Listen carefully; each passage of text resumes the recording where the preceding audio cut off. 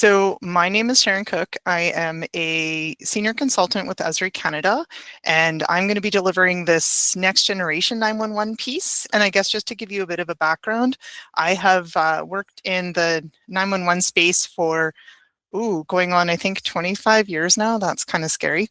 But I worked in a large PSAP for close to 20 years, and then I moved over to Esri Canada 4.5 years ago to help organizations get ready for the GIS piece when it comes to NG9-1-1. Sorry, where's the, bring everyone in, okay. So yeah, we often hear about how it takes a village, and I would say that this study group is a really good example of that. Every week we have different ENPs offering you their take on this study guide, and this week I'm covering off the basics of NG9-1-1. And within that, the learnings that I have, I know there's lots of people that have helped me along the way understand different parts of this. Obviously, I didn't come from a technical background, so if I mention them along the way, that's sort of where they come in. But sometimes it is reaching out to someone to say, hey, can you explain that again? I really don't get what the ECRF is. So yeah, go from there. Jamie, do I need to do anything else special? I think I turned the recording on. And all should be I'm good. so sorry. I think I might have been in the wrong waiting room, but I will bring in everybody as they come in. Thank you for getting it set up. The recorder is on, I think. Yes, okay. It is. And we're all set. So I will try and keep track of the room. Hands, let me know if you need anything from my end. Okay, thank you so much. Okay, so I do think it's important to understand a little bit about why NG9-1-1 matters and why you should have an interest in it and what it does enable for the future. I've presented these slides at previous conferences over the years, but I think it's important to understand how that NG9-1-1 piece can start to address some of the pain points that exist in 911 today. So it's my hope that these slides give you a sense of where NG9-1 will take us. And if you're in a role that supports a PSAP, that these slides help you see where some of those challenges are that exist today. Maybe some of your PSAPs have already overcome these, but if not, eventually NG9-1-1 together with some hard work on data collection should be able to help with some of those. So I'm sure a bunch of the people on this call possibly maybe don't have landlines anymore. But it's an important piece to talk about. Our current system was built at a time when everything was at a fixed location. When PSAPs first started getting locations, most of the calls came from landlines, so it was really easy to match a phone number to a billing address. Boom, you have a location. But with more and more people dropping landlines, locations aren't as easily verified. And think about it. In the olden days, you could pick up a phone, we knew the location, you dial 911, you didn't have to know the address. But without a landline, it's not quite the case anymore. You could have a babysitter come to your house and there's a pretty good chance, yeah, they're going to have a cell phone, but do they actually know your address? Do you have it posted somewhere inside that's easy to find? If they're from your neighborhood, they might know how to get there, but do they know your house number and the street you're on? Having that address on your fridge or somewhere really easy to find is really important. Heck, if you leave your kids alone, is there any kind of rule in your house that the cell phone has to be charged? Emergencies don't really care if a cell phone is charged or not. Paper maps do have a time and place, but the moment you print a map, it becomes dated. We don't want PSAPs and responders relying on paper maps, but sometimes the maps in the CAD systems are also not updated very frequently. In the work that I'm doing, I've come across agencies who have last updated their map 5 and even 7 years ago or longer.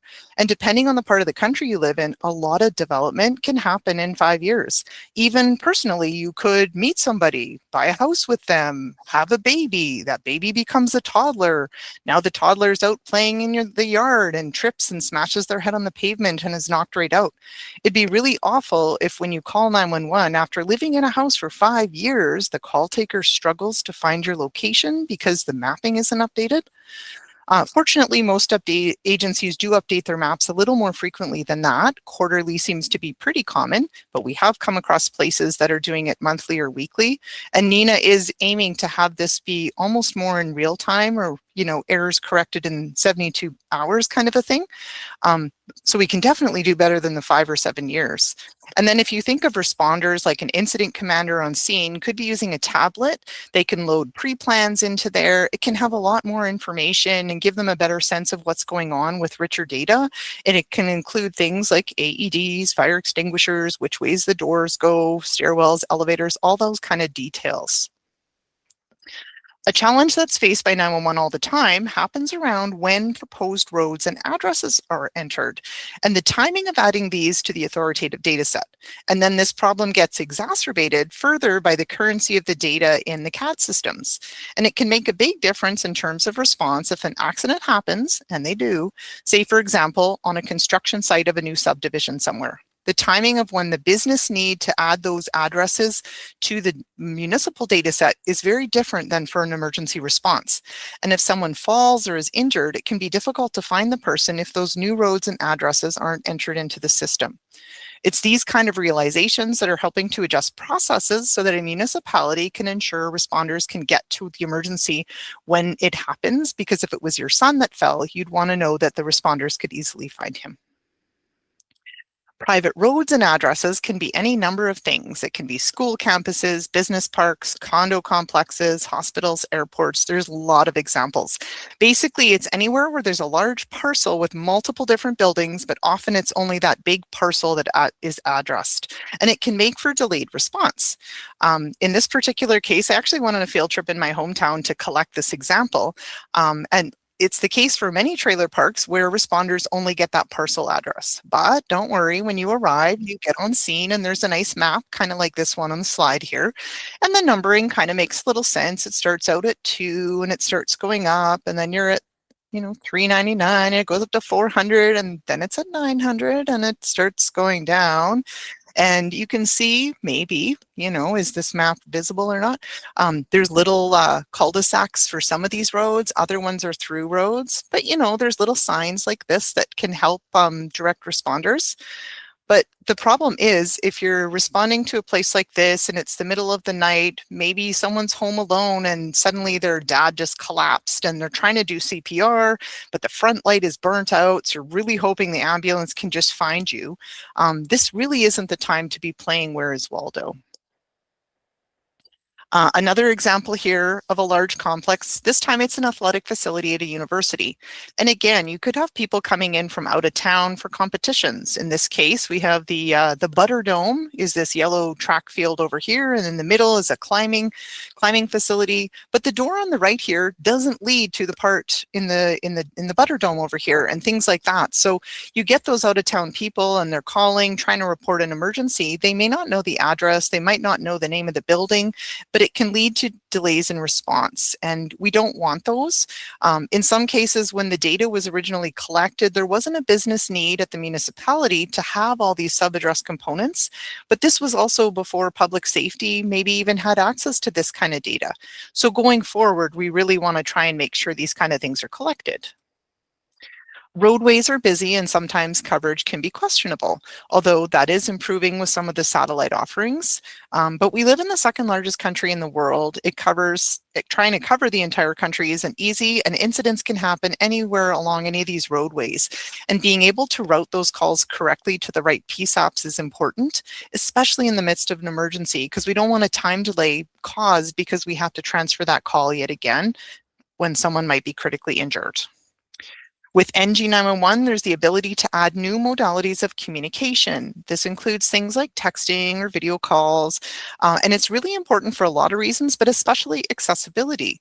So with real-time texting, we can incorporate the location, the ambient sounds that are happening while that call is being made, and then texting, which is character by character. So you're not sitting there waiting for those 3 dots to materialize into words. It's an advancement on the TTY system, and it allows someone who's deaf, hard of hearing, or speech impaired with a way to reach 911 directly. But RTT in Canada will be available to everyone. So if you're in a situation where you might need help, but maybe a phone call isn't the best way to reach, you could use RTT. It's these new methods of communicating with 911 that are huge. For a myriad of reasons, there are places in Canada that today cannot reach 911 directly and have to access emergencies via alternate measures. Sometimes it's dialing a 10-digit number, or other places that have basic 911 today, so there's no information, location information that's attached to the call. But suffice it to say, when we think of dialing 911, we think of it as being something that anybody can use to reach out to help. And there's parts of our country where we can't do that. So ideally with NG9-1-1, we unlock some of the roadblocks that exist today for some of those areas. Now, you might have heard the story of Carey's Law, but maybe not. And when you get to the legal section, I know we can skip over some of the legalities of the US stuff, but this is an important one to know a little bit about just because it does have implications for us too.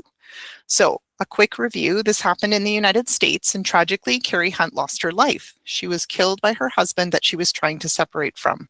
They had met up at a hotel so that he could have a visitation with the kids, and at one point, the two of them went into the bathroom to talk away from the kids. He began to attack her, and her daughter, who was 9 years old at the time, tried to call 911. She tried to call 4 times from the phone, like you see here, but the call didn't go through. And part of the reason is because you had to dial a 9 before you could get an outside line and then dial 911. So after Carey's death, her dad spent the next several years working to make sure that any place with a multi-line telephone system like this, a 911 call could go through, regardless of whether you dialed a prefix number or not. So this law is known as Carey's Law, and it speaks to these systems requiring this, but also requiring that a notification be made to staff at the business that a 911 call was made. And in the US, it's the Federal Communications Commission that passed this into law. In Canada, the CRTC had a notice of consultation a couple years back, and we're still waiting on a decision around that in terms of how we're going to handle these multi-line telephone systems in Canada. But if you want to know more about that, the Emergency Services Working Group, TIF 73B, is the one that will deal with it once that decision comes out. Furthermore is Raybaum's Act. Again, it's another piece of legislation out of the United States, and it kind of takes the next step with this multi-line telephone system, requiring that a dispatchable location be provided for any call from a system like this. So what that means is if you dial a phone like the one you see here, that it includes information beyond just that large parcel of an address.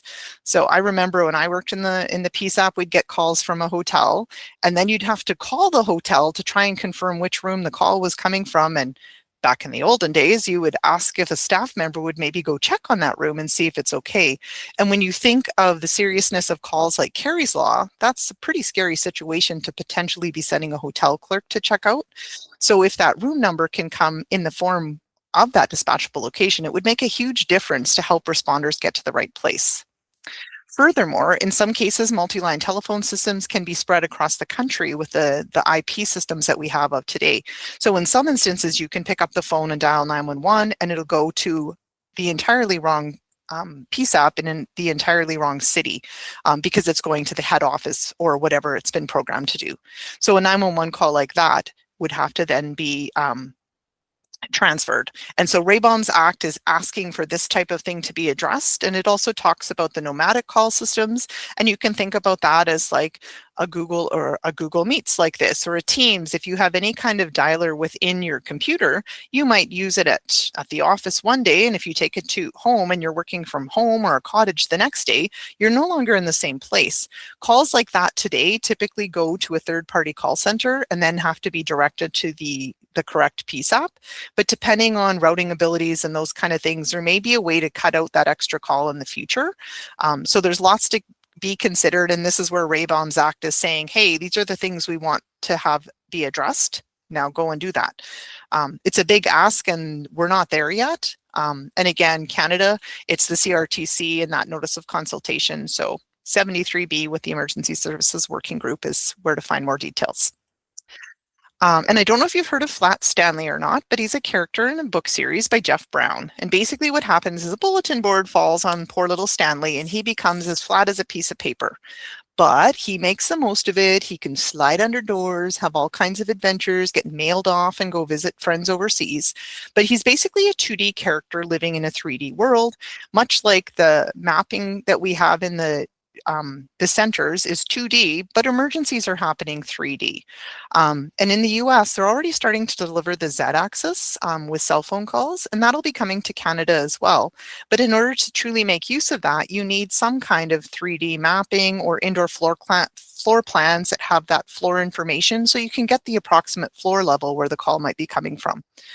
And this is important because a call could be happening on the 45th floor and you don't really want to start at the bottom and work your way up. If we know for sure the call is coming from considerably higher, we have a better starting point. As well, if you think about that tablet I was mentioning earlier, if you had person level tracking and suddenly somebody experienced a mayday or an officer down, having that 3D map and being able to understand where somebody might be within that building can really help a commander get to that downed officer a lot faster. So NG and GIS help unlock this for the future. And then finally, our old system just doesn't keep up. We have all this new technology, new ways to reach out, but our system was built around that voice piece, and it just can't ingest all this other data. There's so many ways an emergency could be reported, but just can't because of our limitations in the current system. It also speaks to our reliance on technology to the point where we don't learn addresses and phone numbers like we used to.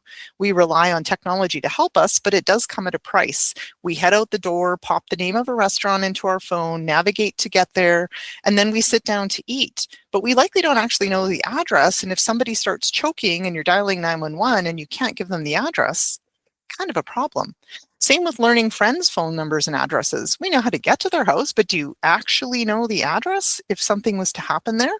Even with my own kids, I have one of my kids' phone numbers memorized, but the other one I don't because he got his phone later and I just hit the name and it dials the phone number. But if I wasn't on my phone, I might struggle to remember the exact number to call him at.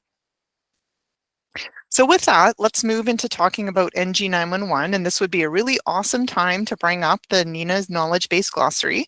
I'm sure it's been mentioned on a couple of our other calls, but it's that authoritative source to get meanings and definitions for any of the terms that come up in the various 911 standards, including NG9-1-1. And NG9-1-1 has a lot of them. So with NG9-1-1, here's just a few things at a high level that 911 or NG9-1-1 goes into.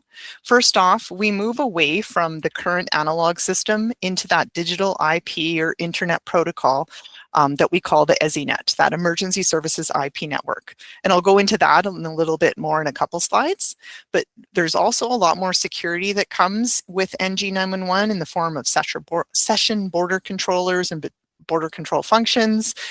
This NG9-1-1 system is scalable, it's configurable, things can change on the fly, and this is really important when it comes to backup PSAPs and policy routing rules and that kind of thing. We can integrate the newer technologies into the system, so eventually we will have that real-time texting or a smart device reaching out or the Internet of Things or the video calls, which again, from an accessibility point is really important for someone who might need a sign language interpreter, for example. And with everyone following standards, it becomes a little more media agnostic. So if your CAD system is different than your neighbor's CAD system, they should more easily be able to talk to one another. And speaking of standards, the various standards that we're following in NG9-1-1 will help us to bridge some of the gaps that currently exist in today's system. And we're going to be moving to geodetic or geospatial call routing. This one is huge, especially if you live in an area that's near a boundary with misrouted calls because of the way that mobile calls route today. So that alone can be huge in terms of time delays and time savings because the information exchange is easier as well. It should be easier to exchange information when those calls get transferred, or maybe they don't have to out of the gate because we'll have better routing right off the bat. I will a visual to help you understand that in a couple slides. And then dispatchable location. And I mentioned this a little bit earlier with Raybaum's Act, but the idea here is being able to locate a caller more than just that line 1 of the address, but kind of drilling down into that line 2. It gives us a better starting point than what we might have today. And this is also where that X, Y, and Z value come in as well. So from a timeline in Canada, it was in 2017 when the CRTC said, hey, NG, we're going there. And in March of 2022, that's when Canada turned on their emergency services IP networks. They went live with Bell, TELUS, and SaskTel. The next thing that needed to happen was a PSAP needed to onboard to this network. And the first one that went live was in October of 2023, and it was Strathcona County in Alberta. Since then, there's been many more that have joined, which is important because the CRTC has a firm deadline of March 31st, 2027 for when every PSAP in Canada needs to have onboarded or advised of where their calls need to be answered once the old network is turned off. So the CRTC's Emergency Service Working Group is tracking how the PSAPs are doing. And this dashboard gives you a little bit of a picture. So far in Canada, and this is from December 12th, so the data, I can't remember if there's been how many have gone live since then. But as of December 12th, we had 53 PSAPs in Canada that have migrated to the Esri nets.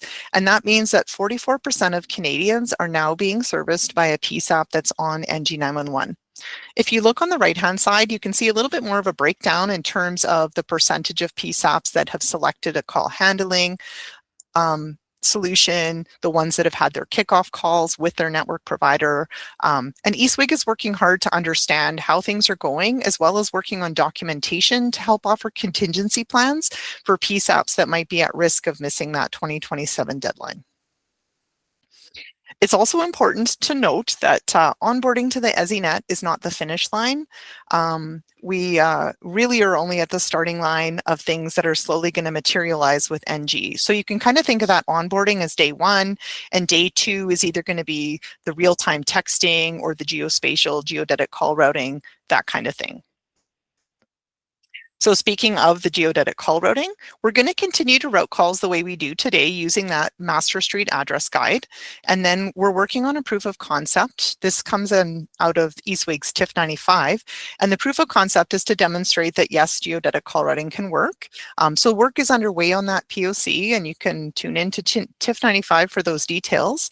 It has been a little slow to get off the ground, and although the plan was to have us go live in May of 2027 with geodetic call routing, there's a likelihood that that date could change. So again, stay tuned to TIF 95 for those details. So what does the geodetic piece look like? Well, your GIS folks are hard at work right now creating a whole bunch of different layers that are going to be used to route calls when we move to this geospatial or geodetic call routing. It includes different polygons like, hey, this is the PSAP, and these are all, this area here is the area that we answer calls for, and this area over here is a different PSAP. But basically, we're going to stitch together all of those different PSAP boundaries to be able to have complete coverage across the different ESINets. So what does that look like? So if someone reports a house fire, we're going to get either device coordinates or a validated location. And we're going to take those coordinates and we're going to start to look and figure out where do we need to send this call to as that primary PSAP. But we want to be able to also give that PSAP information on who to downstream that call to. If there was an EMS emergency, if there was a police emergency, if there was a fire emergency, and if there's any other boundaries that have been collected, be it something like poison control or Coast Guard or search and rescue, those can be served up as well. And all of that is built on the road center line and the site structure address points. And then when that call is placed, the call gets routed and the PSAP gets the information on where those, on about the call, as well as where any of those calls would downstream to. So saying all that, hopefully that information will help make this next section a little bit easier to understand. So this is now covering the way that the study guide content has this. Again, technology is outpacing and advancing faster than 911's current system can handle. The current analog system is a narrowband circuit switch system, which was primarily designed for voice with just that little bit of data that give us that Annie-Alley. Fun fact, the data that carries that Annie-Alley information is 512 bytes of data, but the very first transatlantic telegram that went from Great Britain all the way to the United States was 617 bytes of data. So with NG9-1-1, the pathways to connect to other PSAPs will be greater. You can do this within a province, but also across the country and eventually even internationally. And NG9-1-1 enables those different modalities of communication. So bringing in the texting, the videos, all kinds of additional data like telematics, building plans, medical info, all of those kind of things. And then we can also integrate agencies that support 911, but maybe aren't that police, fire, and EMS directly. So things like you see on the list there. How does it all become a thing? Standards. And in this case, it's STA 010, or you might have heard it as the I3 standard or I3v3. And you'll often hear people refer to them as those kind of things. But basically, this document is the end state architecture for NG9-1-1. It's the IP or Internet Protocol based, and it's 588 pages of light reading. There's a whole bunch of documents that complement it as well. If you go to NENA's website, you can bring up all the different standards. Today, we're just touching on this from a high level, mostly to give you the overview. You're more than welcome to dive into this very extensive document, but you do not need to do so for the ENP exam. This here is a list of all of the different documents just related to NG9-1-1. So depending on what you need to know, there's documents that can help with the planning around all of the different pieces. And this is a really good time to mention as well that NENA has all kinds of working groups that are always looking for members. Of course, for technical people, but even more so, there's a need for operational people. We want to make sure that the standards that get developed meet the needs of the PSAPs. So if you do want to join one, just look through the list that are currently seeking members. It's also a really good way to meet people from other PSAPs that could come in handy down the road if you're trying to solve some kind of issue and want a different perspective. And we also want to make sure that Canada's needs are met through these standards. So sometimes we do things a little differently in Canada, so having Canadians involved in the working groups helps make sure these documents work for Canada and not just the US. It can be overwhelming when you first step into one of these groups, especially if acronym soup is being served up, but it does get easier with every meeting and you eventually find your groove. But back to NG9-1-1. So the EZNet, again, it's a managed IP network that's shared by all the different emergency services. And it's kind of like a highway or a tunnel. And basically all the different functional elements from NG kind of work within that or on top of that. So everything that we're going to talk about in the next few slides, all the different functional elements that are part of the NGCS or that next generation core services, this IP network is kind of the platform where all of those services can perform their functions. So again, there's so many acronyms in this. The EZNet is a TCP/IP, and what this stands for is Transmission Control Protocol Internet Protocol.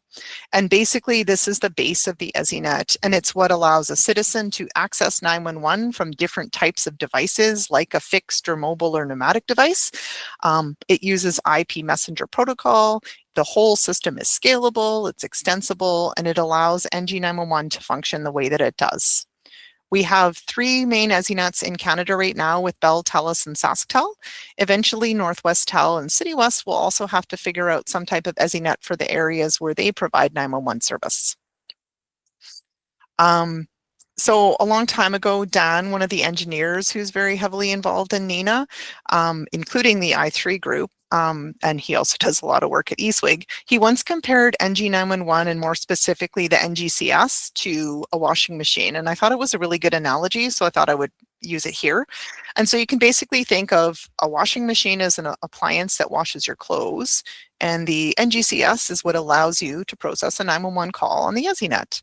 And so then the functional elements, these are kind of like the different parts of a washing machine, and much the way you need all these different parts of a washing machine to successfully clean your clothes, the NGCS is made up of a whole bunch of different functional elements that all need to work to be able to successfully process a 911 call.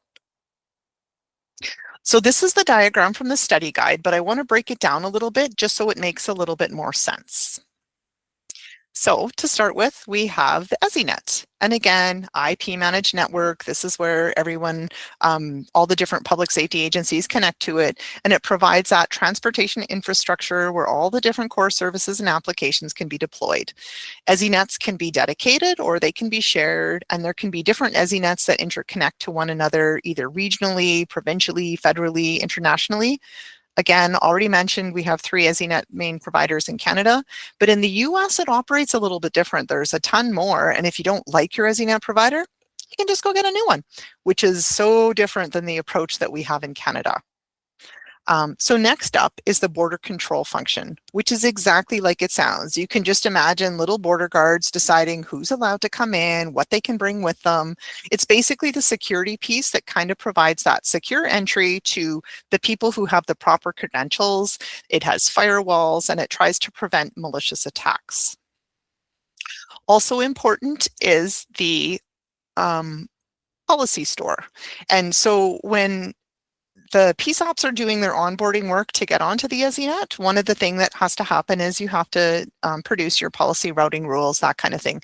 And the policy store is where all these rules reside. So when you're choosing, okay, this is where calls go if, you know, our center is busy or out of commission or whatever, this is where you need to send the calls. That's kind of where all the rules are stored.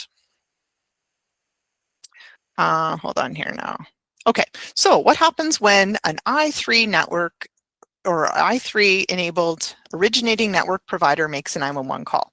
When that call is placed, there could be additional data, which would be stored in the ADR, as well as there's location information in the lists. And that's going to provide location either by reference, which is kind of like a validated location, like a subscriber address, or they're going to provide it by value, which would be like GPS coordinates. The data and any additional data are going to head towards that are going to head towards that border control function. And then at the same time, the location information is also going to be heading towards that border control function. They're heading towards different functional elements though within the EZNet. So from that location piece, it's going to go towards the location validation function. And this element is going to take the information that comes in and check in with the spatial interface. And the spatial interface kind of acts as a go-between between the GIS data that has been collected and all of those different layers that we talked about and the LVF. And then it's the go-between that and the ECRF. Now, the ECRF is the emergency call routing function, and it uses a loss protocol, which basically means, hey, at my location, you're going to tell me which service should be serving me. And then it's going to return the information from those polygons in the form of what's called a service URI, or Uniform Resource Identifier. So based on that query, that the GIS data has determined, hey, this is who the call needs to go to. So that's kind of the information of where we're going to send the call. And in the olden days, this would be kind of be like, hey, here's the pilot number, now go to 911. But it doesn't exist in 911, so instead you get this service URI. So now the data and the voice piece and the location piece are all going to meet up at the emergency services routing proxy. And this is the functional element that is going to perform a policy-based routing function. And so what that means is it's going to take the URI of where that call needs to go, and it's going to just double check against those policy routing rules to determine what the next hop is for that call. So if for any reason the PSAP isn't available and a different hop is required, it's kind of around this ESRP that's going to say, okay, here we go. Now this is where the call needs to go. And from that point, the call is going to go back to that border control function and then on to an NG9-1-1 PSAP, complete with the voice path, the location, and any additional data that may have come in with the call. Now, if the PSAP is not yet on the EZNet, the voice and data piece would have to pass through a legacy PSAP gateway. And it would take that information and make it usable by a legacy PSAP. Fortunately in Canada, because we have a firm decommissioning date, the need to set up these kind of gateways has been highly discouraged, as everyone should be migrating to the NG9-1-1. In the US though, because the process could take years, this type of gateway may exist for quite some time. In the transitioning phase right now that we are in Canada, the EZNet providers are providing that LSRG, or legacy selective routing gateway, I think. Maybe double check that, I might not have it quite right. But basically that is what's connecting the old network to the new network, but all of that goes away when E911 is decommissioned. And I am grateful to Eric, who confirmed some of this last night for me. Now, if an ONP is still on a legacy network, so that would be the originating network provider, if they are still on an old network, they're going to have to put in place a legacy network gateway. And this is going to provide an interface to take a non-IP call and make it work its way through the NGCS. So networks that cannot upgrade to IP, such as the 3G wireless networks, and we know some of those are being sunsetted in Canada, but as long as they're going to continue to remain, those network providers are going to have to provide that LNG to make sure that those calls can go through. And then from there, those calls would continue. So that's a lot of information. I hope that it mostly made sense, but just tried to break down that diagram into a little bit more of a palatable way of looking at it. Sharon? Yeah. Sorry, just before you move on, there's a question in the chat from Cynthia. How are URIs defined and who is responsible to ensure their values are populated? The NG9-1-1 network provider or the GIS data? I believe that is still being determined, but it's going to be the GIS providers that will have to work with the NG9-1-1 providers to make sure that we figure out how those actually are going to look in the end. So I don't know for sure, but ask the 911 network provider what's going to be needed there. Thank you. Okay, so now this, a couple of the other elements just to bring up, and these are all terms that come up within this chapter here. So the PID of flow is the presence information data format location object. Basically, this is the information that gets shared at the time that a 911 call is placed. So the PID of part may include things like the phone number, the originating network provider, and those kind of details. And then the location object can come in a couple of ways. So it can come in as geometry, which can be a point or a shape. So a point would be exactly like it sounds, and a shape would be a point plus uncertainty. So in the case of the XY coordinates, it would be a circle because you're getting the point as well as, hey, there's 15 meters of uncertainty with this call. And then from a 3D perspective, it would either be an ellipsoid or a cylinder in terms of that radius of error with the X, Y, and Z coordinate. And then it can also come in as a civic address or a dispatchable location. So this could be your 123 Main Street, but it could also include that secondary line of addressing or those sub-address components like a unit within a building, that kind of thing. So we're going to just touch on the EIDO as well. And basically, again, here's another acronym for you, sorry. It's a JSON-based, and JSON stands for JavaScript Object Notation. But basically what it is it's a JSON way to exchange or to share incident information. So the primary PSAP gets that initial call information via a PID of flow, but any subsequent transfers are going to get those details via an EIDO. And that emergency incident data object is basically what the secondary PSAP receives when the call is transferred to them. It may look exactly the same as what the primary place looked from, but in the background, it could be a different mechanism. It's a different mechanism that's providing that information. The EIDO can also be something that's used for something like the CAD to CAD exchange. So anytime an incident changes, one of those functional elements like the call handling solution or the CAD can create an EIDO, and there can be multiple EIDOs for one incident, and it can include anything from the location, the call information, additional data, as well as even notes that are made by an agency can be included in that EIDO. Another term that comes up in this chapter is the forest guide. And it's not a huge consideration generally in Canada. And basically what a forest guide is kind of like a tree. And all of the different branches on the trees are the different ENPs. So you could have a statewide forest guide where it's basically one tree per state, and then all of that goes into a national forest guide. And basically that lost query, which again is the, hey, at my location, you're going to tell me who should be serving me.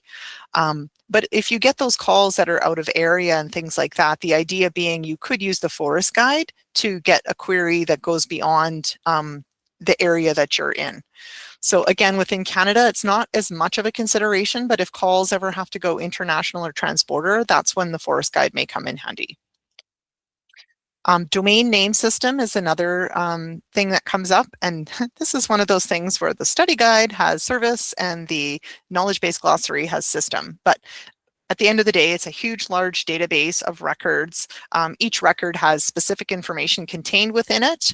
For NG9-1-1, a lot of the domains are related to agencies or elements within the EZNet, and they're kind of like a translator of sorts. So rather than knowing that the numerical address of google.com is a whole bunch of numbers I don't know, we know it as google.com. But the domain basically lets you use those sort of easier versions to make sense of the more complicated numerical IP address. So that kind of thing. So I included in this slide deck as well all of the terms that were used in this module here. So everything that's on this list, that you have the acronyms, you have what they stand for, and then the definitions that come out of that knowledge base glossary. So there's kind of 2 pages of those. And then just a couple more things. And this is just sort of some of the challenges I already addressed, but some of what NG9-1-1 is trying to address and accomplish, and this is kind of wording it more with how it's in the study guide. So understanding different devices that can be used to contact emergency services. How do we share data seamlessly? How do we keep 911 more in line with emerging technologies than we have with the analog system, that kind of thing? How do we maintain funding levels if a traditional source gets replaced by something else? And then what are the ramifications from a regulatory and legislative when it comes to issues because you've now moved to an IP-based system? And then again, I went over a lot of this at the beginning, but just kind of summarizing it in a way that matches the study guide. Some of the needs with NG really kind of come down to improving disaster preparedness, supporting new communications and IT for emergency services, reducing the threat of, or the danger of threat actors and malicious attacks and denial of service, that kind of thing, using information that is much more broad than can be handled in the system today. So we get a lot more information that needs to have that higher bandwidth. We want to be able to have that in NG. There's more accessibility options with emergency response, and you can go there thinking of that RTT, the video sign language interpreters, those types of things that can be integrated. Flexibility with how calls can be routed, diverted, overflowed based on your policy routing rules, that kind of thing. And then just more resiliency around cyber attacks. And then just to give you a little bit more detail on that real-time texting thing. So back in the day, Canada implemented the Text with 911 program, and this was a departure from the SMS to 911 that was rolling out in parts of the US. And part of the reason, and that should have been covered, I think, in another session, but part of the reason that we did this was because we wanted to get that location information to come in with the call, as well as to be able to hear the noise that was going around in the background. So text with 911 essentially is that class of service change. So you get that TXE or TXF, and then the PSAP that gets that call knows that they should be texting back to that person. And now it's fast forwarding to RTT. So RTT is essentially a replacement for TTY. And as such, when you are doing that RTT, you can see that character by character typing. So you aren't just sitting there staring at 3 dots and wondering if you're going to get the text. You'll actually see it as it's coming in real time. And then you also still get that surrounding sound and location information. So an RTT user has to actually use their phone dialer when they're dialing 911 and then enabling RTT from the menu that pops up. PSAPs are going to need to make sure that they can communicate with RTT devices, and details on that are part of the I3 standard, or the STA 010. And in Canada, we're planning to make RTT available to everyone, and you can follow along with eSWG again to get updates on where we are with RTT and when it will launch in Canada. And that is everything I have. I hope that was somewhat understandable. I hope I got most of the acronyms out properly. Did anyone have any questions on anything else? I know it's a lot. I know it's a lot of acronyms, but they get easier, maybe. They do. And we've, like you mentioned, we've gone over this every session, that the NENA glossary really is your best friend. Bookmark it. Any questions at all from anybody? Sharon, that was great. You always do a great job at really making this information accessible to anybody. Jason, do you have a question? Go ahead.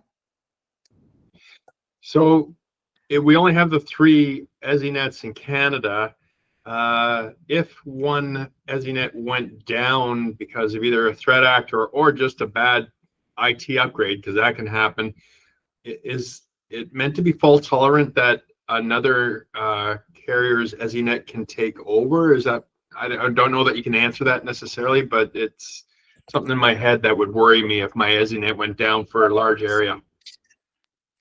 I believe the 911 network providers do have to have redundancy in place as well as contingency plans, but it's definitely something that I would reach out to your 911 network provider to ask them to get those details. And I can't remember, I think there's definitely TIFs that cover off the network side of it. I am not part of those ones because they are more technical than I need to know.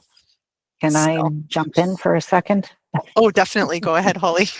So yes, the carriers are required to build reliability, redundancy, and security into their networks. So they all have multi-paths, multi-stage failovers. So, I mean, disasters can strike, but theoretically, a given ESINet should not go down unless there's a catastrophic failure in which they have contingencies in place for them. I don't know exactly what they are, but they are required to by the commission.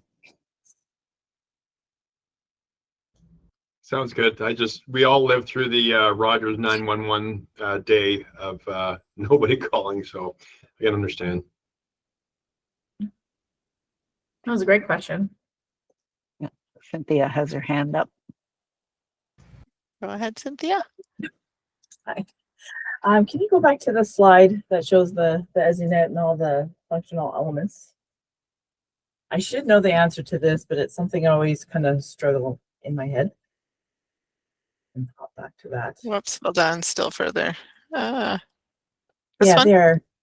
Yeah, okay. So if 911 calls from a mobile device, you get the geodetic location for it. How does it exactly, and maybe you've already described it, how does it leverage the GIS data for that? Because a civic address itself, it wouldn't come with information that the device is sending, or would it? Or that's where I'm getting confused. What does the device send? The civic address or just a geodetic location?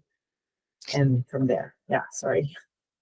No, that one I think really depends on the device. So if it's a landline, it's going to send the civic address that the subscriber had, like whatever those lookup tables are, those addresses are validated ahead of time so that when that civic address comes in, we can use that address to be able to route the call. However, if it's coming from a mobile device, that's when we're going to get that the coordinates, right? And so that's the difference between the by reference and the other part, the either by reference or by, oh, now I have to find the name of it because I don't remember. By reference value.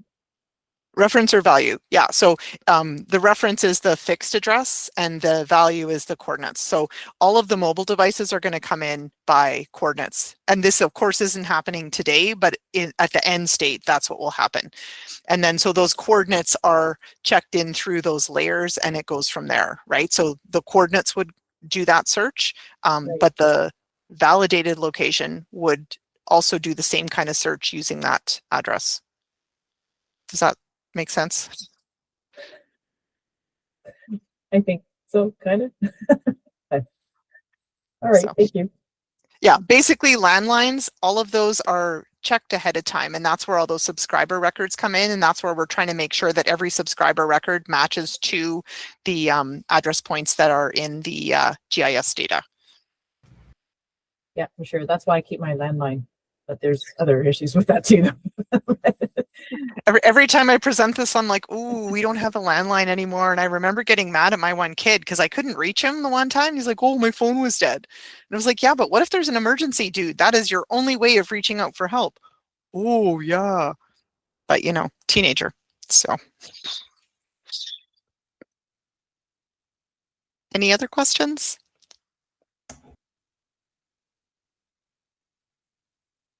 If you do think of anything after the fact, you're more than welcome to reach out as well, and I can either help you or send you to someone who can help you better. That's great. Thank you so much, Sharon. Just for everybody on the call, a reminder that next week our session is going to be on Tuesday. Oh, Jennifer, go ahead. No, I was trying to clap. Oh, yeah, just a reminder that our session is going to be on Tuesday next week. We'll have Tracy Klingbeil presenting this part 2 to the next generation presentations. If there's no other questions, again, reach out to Sharon if you have any questions on this, anybody of the NENA team, and we will get you answers. So thank you everybody for joining us. Thank you, Sharon, so much for presenting tonight. Enjoy the rest of your week. You too.